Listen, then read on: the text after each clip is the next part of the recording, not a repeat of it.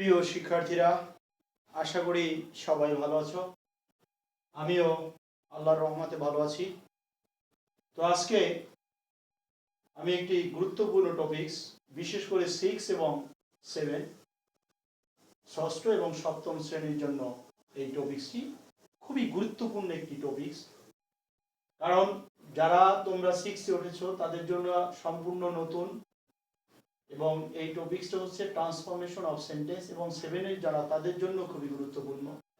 8, 9, 10 intermediate পর্যন্ত এই transformation আছে, তবে যারা উপরের ক্লাসে তাদের তো এই বিষয়ে একটা ধারণা আছে, তাদের এই বিষয়ে অনেকটা ধারণা আছে, তারা এই সেন্টেন্সগুলো করতে পারে।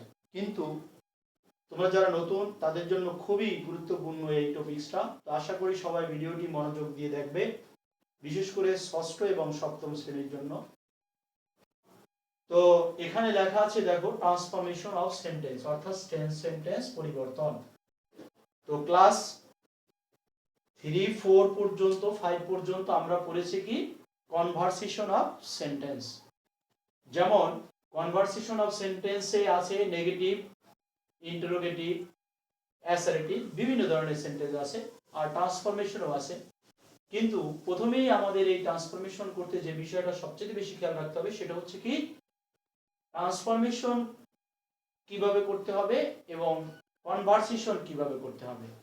তো তাহলে আগেই আমাদের ট্রান্সফরমেশন এবং কনভারসেশনের মধ্যে একটি পার্থক্য করা উচিত।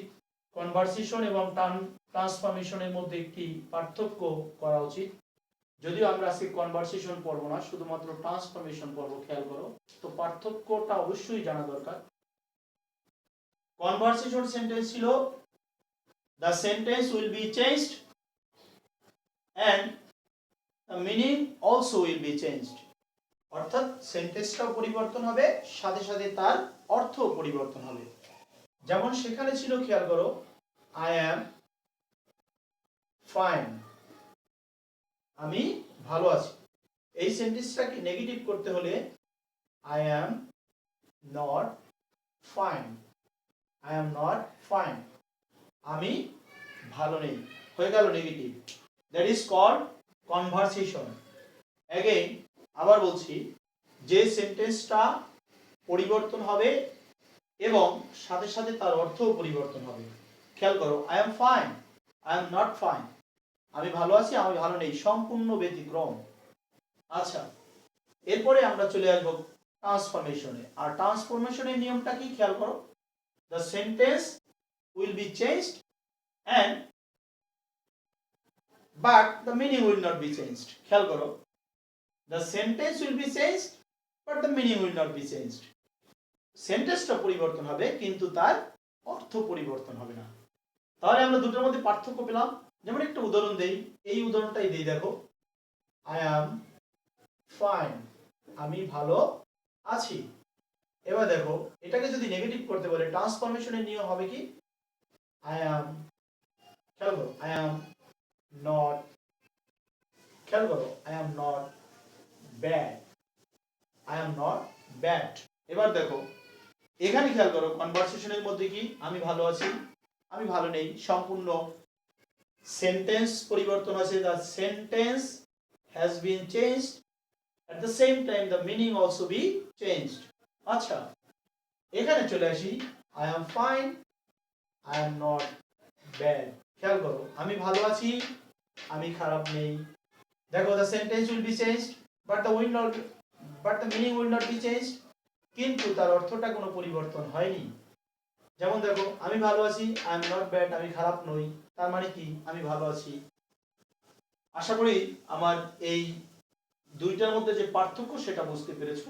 আবারও বলছি, 5 পর্যন্ত আমরা পড়েছি কনভারসেশন অফ সেন্টেন্স, যেখানে ছিল I go to school, I do not go to school, I am happy, I am not happy, I am rich, I am not rich. খেয়াল করো, এটা হচ্ছে কনভারসেশন। আর ট্রান্সফরমেশনে হচ্ছে কি, I am rich, I am not poor, I am happy, I am happy, I am not unhappy. খেয়াল করো, I am happy, I am not unhappy, বিষয়গুলোকে খেয়াল রাখতে হবে। তাহলে ট্রান্সফরমেশন এবং কনভারসেশনের মধ্যে যে ডিফারেন্স বা পার্থক্য আমরা বুঝতে পেরেছি। अगेन আমি লাস্ট আরেকবার বলি, conversation means the sentence and the meaning will be changed at the same time, একই সাথে সেন্টেন্স এবং তার অর্থ পরিবর্তন হবে। But transformation means the sentence will be changed but the meaning will not be changed, কিন্তু তার অর্থ পরিবর্তন হবে না। সেন্টেন্স পরিবর্তন হয়ে যাবে সম্পূর্ণ, কিন্তু তার অর্থ পরিবর্তন হবে না। ওকে, আশা করি সবাই বুঝতে পেরেছো। এবার আমরা এই ট্রান্সফরমেশনের কিছু নিয়ম, আজকে যেহেতু প্রথম পার্ট এই জন্য কিছু নিয়ম আমরা পড়ব, একটু খেয়াল করো আমার সাথে। আমরা আজকে ট্রান্সফরমেশন করব, সেটা হচ্ছে কি অ্যাফার্মেটিভ, খেয়াল করো, affirmative two negative, affirmative two negative. আচ্ছা, আমাদের প্রথম একটা, আমরা যে প্রথম রুলটা সেটা আলোচনা করব, ওয়ানলি। এই রুলটা হচ্ছে ওয়ানলি বা অ্যালোন। এই যে নিয়মটা দেখো, এই নিয়মটা আমরা একটু বুঝিয়ে দিচ্ছি, খেয়াল করো। অনলি এর পরে যদি ব্যক্তিবাচক থাকে, দেখো only, Jerry, can do it. Only এর পরে ব্যক্তি, অনলি এর পরে যদি বস্তু থাকে, বস্তু, অনলি এর পরে যদি বস্তু থাকে, খেয়াল করো, he likes only sweet. Only এর পরে যদি সংখ্যা থাকে, হি is only 9 years old। Only এর পরে যদি সংখ্যা থাকে, আমরা তিনটে উদাহরণ দিয়েছি, একটু মনোযোগের সহিত দেখবে। অনলি এর পরে যদি ব্যক্তিবাচক থাকে, তাহলে সেই ব্যক্তিবাচকের পরিবর্তে হয়ে যাবে কি নান বার্ড, নান বার্ড। খেয়াল করো, কি হয়ে যাবে নান বার্ড। অনলি এর পরে যদি বস্তুবাচক থাকে, তাহলে হয়ে যাবে কি নাথিং বার্ড, কি হয়ে যাবে নাথিং বার্ড। আর অনলি এর পরে যদি সংখ্যাবাচক থাকে, তাহলে হয়ে যাবে কি নট মোর দেন, অথবা নট লেস দেন, অথবা নট লেস দেন। কেন দুইটাই বলবে, তো একটা শেখো আপাতত, তারপর যেহেতু তোমরা প্রথমে, তো তারপরে এমনি বুঝতে পারবে যে কি হবে। আমরা দেখালাম কি, দেখো যে অনলি এর পরে ব্যক্তিবাচক যদি থাকে তাহলে হবে কি নান বার্ড, বস্তুবাচক থাকলে হবে নাথিং বার্ড, আর সংখ্যাবাচক থাকলে হবে নট মোর দ্যান। এবার তিনটে উদাহরণ তোমরা বাসায় বসে করে নেবে, আমি বলে দিলাম। তাহলে হবে কি, দেখো নান বার্ড, এখানে হবে none bird, none bird Jerry can do it. খেয়াল করো, হয়ে গেল। তারপর এখানে আছে হি লাইকস অনলি সুইট, হবে কি he likes nothing but sweet. আবার এখানে আছে কি, দেখো he is only 9 years old, he is not more than, অথবা he is not less than 9 years old। আবার বলছি, অনলি এর পরে ব্যক্তিবাচক থাকলে নান বাট, বস্তুবাচক থাকলে নাথিং বাট, সংখ্যাবাচক থাকলে নট মোর দ্যান। শুধুমাত্র তোমরা অনলি যে জায়গায় আছে সেটা উঠিয়ে দিয়ে এখানে যেগুলো আছে সেগুলো বসাই দেবা। ওকে, আমরা চলে যাই এরপরে। অ্যালোন থাকলেও কিন্তু একই নিয়ম। আমরা চলে যাই দ্বিতীয় নিয়ম, রুল নাম্বার 2। খেয়াল করো, মাস্ট। এই মাস্টের সাথে আরো থাকতে পারে am, to, is to, are to, has to, have to। এগুলো খেয়াল করো, এইগুলো সব অর্থই, এইগুলো মাস্টের অর্থ বোঝায়। আর টু, এই সবগুলো একই নিয়ম, অর্থাৎ এগুলো তুমি যখন বইতে পড়বে তখন দেখবে নিচের গুলো দেওয়া নেই, কিন্তু পরীক্ষায় অনেক সময় এগুলো আসবে, তখন কিন্তু তুমি বুঝতে পারবে না, ভুল হবে। তো এই ক্ষেত্রে আমরা বলবো, এই যে 1 2 3 4 5টা যে আমরা লিখলাম, এই 5টার ক্ষেত্রে আমরা সব সময় কি লিখব, এদের পরিবর্তে হবে কি ক্যান, নট, বার, কি হবে ক্যান নট বার, এদের পরিবর্তে হবে কি ক্যান নট বার। আমরা এবার একটা উদাহরণ দিয়ে দিই, দেখো we must learn learn English, আমরা অবশ্যই কি ইংরেজি শিখব। মাস্টের পরিবর্তে আমরা ক্যান নট বসাই দিই, we can not but learn English, হয়ে গেছে আমাদের সেন্টেন্স। দেখো ইজি, খালি মনে রাখবা must am to is to are two.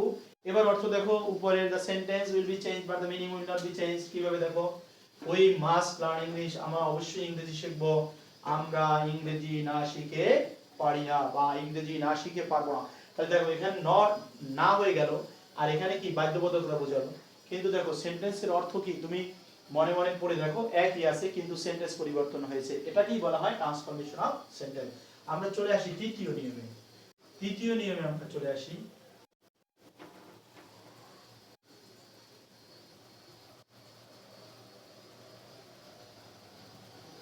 এই মাস্টের আর একটা নিয়ম আছে, ক্যান নট বাট ও আছে, ক্যান নট হেল্প ও আছে। হেল্প থাকলে আমরা দ্বিতীয় যে ভার্ব থাকবে, মানে ওখানে যে ভার্ব থাকবে সেই ভার্বের সাথে আইএনজি যোগ করতে হবে। এই জন্য ওটা আমরা এখনো দেই নাই, পরের ভিডিওতে দেব। তোমরা আগে, আমরা যেহেতু 6-7 এ তোমরা তো নতুন, একটু আগে আমরা সহজভাবে শেখার চেষ্টা করি, তারপরে যে এইগুলো আছে যে দ্বিতীয় ভার্বের সাথে কেন আইএনজি যোগ হবে সেগুলো আমরা পরে শিখব। এবার আমাদের তৃতীয় যে নিয়ম সেটা হচ্ছে, খেয়াল করো তৃতীয় নিয়মটা যে আমাদের সেটা হচ্ছে কি নট অনলি বোথ অ্যান্ড অথবা অ্যান্ড। যদি কোনো সেন্টেন্স অ্যান্ড আর যদি বোথ অ্যান্ড থাকে, এই যে বোথ অ্যান্ড এবং অ্যান্ড যদি থাকে সেক্ষেত্রে হবে কি নট, খেয়াল করো, নট অনলি বাট অলসো বসবে। এবার আমরা একটু উদাহরণ দিয়ে দেই কি হয়, দেখো দুইটা উদাহরণ দেই। Both BOTH, both Rana and Salma did the what? Salma এবং সালাম, রানা এবং সালমা দুইজনেই কাজটি করেছিল, এই একটা, এটা আমরা করব। আরেকটা দেই, দেখো he likes both BOTH both fish FISH fish and egg ডিম, সে মাছ এবং ডিম দুইটাই পছন্দ করে।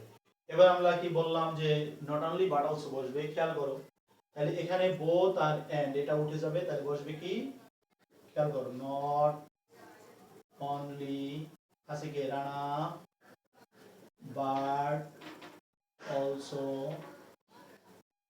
Salma did the what। আচ্ছা এরপর দেখো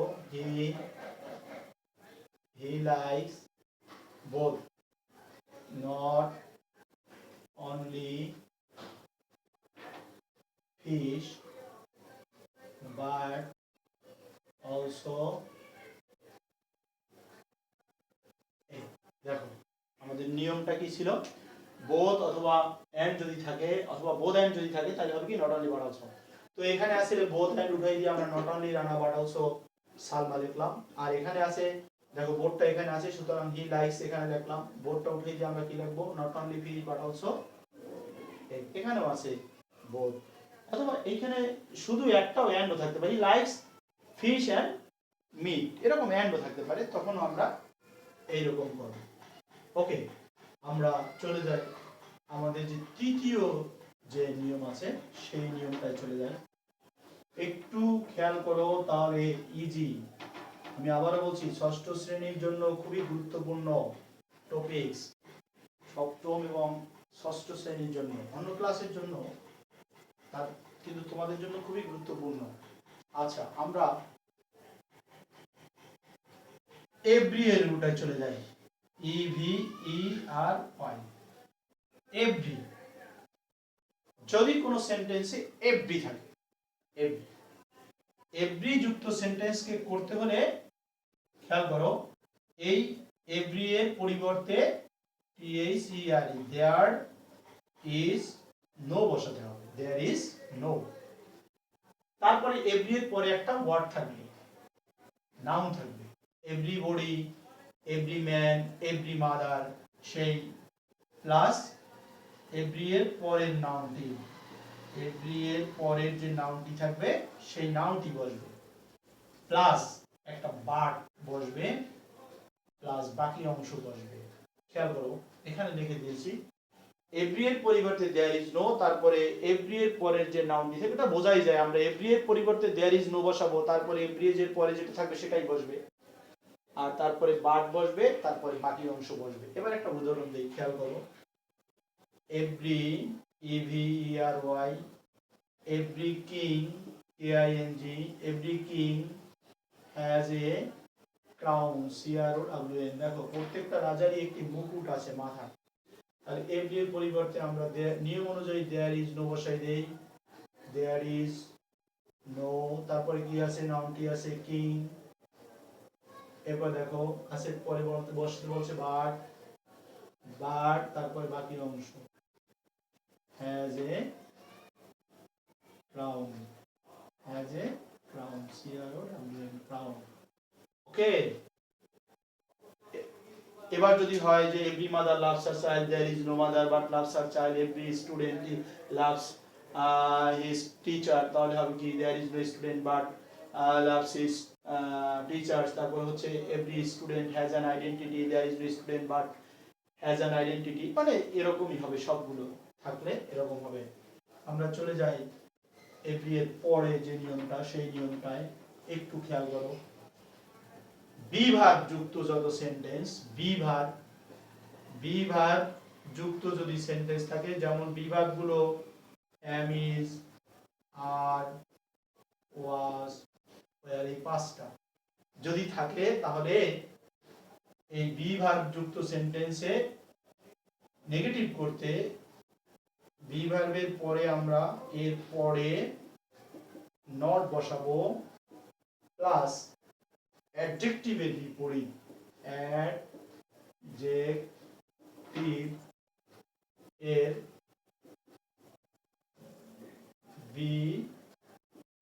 বিপরীত ওয়ার্ড। বুঝতে পেরেছো? অ্যাডজেক্টিভ যদি গুড থাকে তাহলে হবে ব্যাড, যদি ফাইন থাকে তাহলে হবে ব্যাড, যদি হ্যাপি থাকে তাহলে হবে আনহ্যাপি। এরকম একটা উদাহরণ দিলেই তোমরা বুঝতে পারবা। ভেরি থাকলে, আর আরেকটু অনেক সময় বইতে পাওয়া যায় না, ভেরি থাকলে সেন্টেন্স এর শেষে অ্যাট অল বসবে, অ্যাট অল বসবে। এটা কিন্তু কোনো বইতে নেই না রুলটা, তো তোমাকে খেয়াল করতে হবে। তাহলে যদি বলা হয় কি, দেখো, he is very active, ACTIV, আমরা নেগেটিভ করে দেই, বলছি কি ভার্বের পরে not, he is not, very থাকলে শেষে অ্যাট অল হবে, হি ইজ নট অ্যাক্টিভের বিপরীত হচ্ছে কি ইনঅ্যাক্টিভ, আর ভেরি আসে হবে কি অ্যাট অল। দেখো, he is not, he is very active, he is not inactive at all. দেখো অর্থটা মিলাও, সে খুব কর্মঠ, সে, দেখো, সে আদৌ অকর্মঠ নয়, মানে কি অলস নয়, তার মানে কি সে কর্মঠ। সেন্টেন্স পরিবর্তন হয়েছে, but the meaning will not be changed. এটাই হচ্ছে ট্রান্সফরমেশন। এরকম করার পরে তুমি মিলে দেখবে, অর্থ যদি ঠিক না থাকে তাহলে তোমার সেই সেন্টেন্স হয়নি। আচ্ছা, গেল আমাদের বি ভার্বের নিয়মটি। এই জন্য কতগুলো অ্যাডজেক্টিভের বিপরীত শব্দ আমাদের জানতে হবে, কারণ যদি না জানো তাহলে পরীক্ষায় আসলে ওই বিপরীত শব্দগুলো পাওয়া যাবে না, ওয়ার্ডগুলো। এই জন্য আমরা পরে যে ভিডিওটা দেবো সেই ভিডিওটার মধ্যে প্রায় 80টা ওয়ার্ড আমি সেভ করেছি, যেগুলো আমি ভিডিওর মাধ্যমে দেবো। সেগুলো পড়লে তোমরা একদম 6 থেকে ইন্টারমিডিয়েট পর্যন্ত যত ক্লাস আছে সবগুলো বোর্ডে যে প্রশ্নগুলো আছে সেই বোর্ডের ওয়ার্ডগুলো আমি নিয়ে তারপরে সেটাকে ট্রান্সফার করেছি এবং তার সিনোনিম অ্যান্টোনিম লিখেছি। আশা করি সেই ভিডিওটা, পরের ভিডিওটা দেখলে ওগুলো তোমরা পাবে। আমাদের যে এর পরের যে রুলটা সেটা হচ্ছে কি অলওয়েজ। অলওয়েজ অলওয়েজ যদি কোনো সেন্টেন্সের মধ্যে থাকে তাহলে অলওয়েজ এর পরিবর্তে কি হবে? নেভার, প্লাস ওখানে একটা অ্যাডজেক্টিভ থাকবে, সেই অ্যাডজেক্টিভটির হবে কি? অ্যাডজেক্টিভ এর বিপরীত। বিপরীত খেয়াল করো, একটা উদাহরণ দিলে বুঝতে পারবে। He is always busy. BU, খেয়াল করো, হি ইজ অলওয়েজ বিজি। আমরা বললাম কি অলওয়েজ এর পরিবর্তে নেভার, তাহলে নেভার লিখলাম। নেভার, বিজি বিপরীত কি? Free. He is never free. দেখো, সে সব সময় ব্যস্ত, সে কখনোই মুক্ত নয়, অর্থাৎ স্বাধীন নয়, সব সময় ব্যস্ত। উন্মুক্ত না, সব সময় ব্যস্ত। দেখো, তাহলে সেন্টেন্সটা হয়ে গেল। আচ্ছা, এটা আবার বলছি, অলওয়েজ থাকলে আমরা নেভার বসাবো আর অ্যাডজেক্টিভের বিপরীত, কিন্তু যদি শুধু বিভাগ থাকে বিভাগের পরে নট এবং অ্যাডজেক্টিভের বিপরীত বসাবো। ওকে, এরপরে আমরা চলে যাই, অনেক সময় ইউনিভার্সাল ট্রুথ থাকে। ইউনিভার্সাল ট্রুথ, সেই ইউনিভার্সাল ট্রুথকে আমরা নেগেটিভ ইন্টারোগেটিভ করে দেব। ইউনিভার্সাল ট্রুথ যদি থাকে সেখানে বিভাগও থাকতে পারে। খেয়াল করো, HEAL, health is wealth. Health is wealth. এই দেখো, হেলথ ইজ ওয়েলথ, এখানে তুমি যদি লেখো হেলথ ইজ নট, তাহলে ওয়েলথের তো বিপরীত হবে না, অ্যাডজেক্টিভের বিপরীত ফর্ম করতে হবে। আর এটা হচ্ছে ইউনিভার্সাল ট্রুথ, স্বাস্থ্যই সকল সুখের মূল। আচ্ছা, আরেকটা বলি, দেখো, the sun rises in the east. সূর্য পূর্ব দিকে, এটাও ইউনিভার্সাল ট্রুথ, কিন্তু এটাকে নেগেটিভ করতে বলছে, তখন তোমাকে নেগেটিভ ইন্টারোগেটিভ করতে হবে। যখন আমরা অ্যাসার্টিভ টু ইন্টারোগেটিভ করব তখন রুলটা আরো বেশি মাথায় কাজ করবে। তারপরে এখন জানতে হবে তোমাকে নেগেটিভ ইন্টারোগেটিভ মানে কি, ইন্টারোগেটিভ করে তার নেগেটিভ ফর্ম করতে হবে। ক্লাস 3 পরে যেভাবে তোমরা করেছো সেইভাবে জাস্ট। তাহলে কি আমাদের এইটাকে যদি আমরা বি করতে বলছি কিন্তু নেগেটিভ, খেয়াল করো, করতে হবে নেগেটিভ ইন্টারোগেটিভ, এটাই হচ্ছে ট্রান্সফরমেশনের নিয়ম। নাইলে ট্রান্সফরমেশন হবে না, তাহলে কনভার্সেশন হয়ে যাবে। তাহলে আমরা এখানে নিয়ে আসি ইজ, এবার নেগেটিভ ইন্টারোগেটিভ, তাহলে তার সাথে নট আনি। isn't health, HEALTH, isn't health well। এবার দেখো, হয়ে গেল নেগেটিভ, কিন্তু হয়ে যাবে প্রশ্নবোধক। এটাই হচ্ছে ইন্টারোগেটিভ অর্থাৎ ইউনিভার্সালের ক্ষেত্রে। আবার দেখো, এখানে আছে the sun rises in the east, তাহলে চলে আসবে কি DOES। এই দেখো, ডাজেন্ট, কারণ এই যে এস আছে, doesn't, doesn't the sun rise, তখন রাইজ হবে রাইজ ইন দ্য ইস্ট। প্রশ্নবোধক হবে, দেখেছো? Doesn't the sun rise in the east, doesn't the sun rise in the east. আচ্ছা, আবার বলছি, আমাদের লাস্টের নিয়ম আজকে, অলওয়েজ থাকলে নেভার হবে, অ্যাডজেক্টিভের বিপরীত রূপ বসবে, আর যদি কোনো ইউনিভার্সাল ট্রুথ থাকে সেটাকে আমরা নেগেটিভ ইন্টারোগেটিভ করব, কিন্তু শেষে প্রশ্নবোধক অবশ্যই দিতে হবে, যদি না দেই তাহলে কিন্তু ভুল হবে। তাহলে এই দুইটা রুলের মতো হাজারো রুল আছে। ইন্ডাস্ট্রি ইজ দ্য কি to success, is an industry কি টু সাকসেস। খেয়াল করো, honesty is the best policy, is an honesty based policy। কিন্তু দেখো, I am fine, I am not fine, I was happy, I was not unhappy। কিন্তু বিভাগের পরে not অ্যাডজেক্টিভের বিপরীত রূপ, তবে অলওয়েজ থাকলে অলওয়েজ এর পরিবর্তে নেভার, তখন এমনি নেগেটিভ হয়ে যাবে। আর যদি ইউনিভার্সাল ট্রুথ থাকে তাহলে নেগেটিভ ইন্টারোগেটিভ করতে হবে। সবাইকে আজকে পর্যন্তই, পরের ভিডিওতে আমরা সেই সিনোনিম ওয়ার্ডগুলো দেব, পরের ভিডিওটি দেখবে আশা করি সবাই। আর এটা বারবার 6 এবং 7 এ যারা তোমরা বারবার প্র্যাকটিস করবে। আজকে এই পর্যন্ত, সবাইকে ধন্যবাদ, সবাই ভালো থাকো।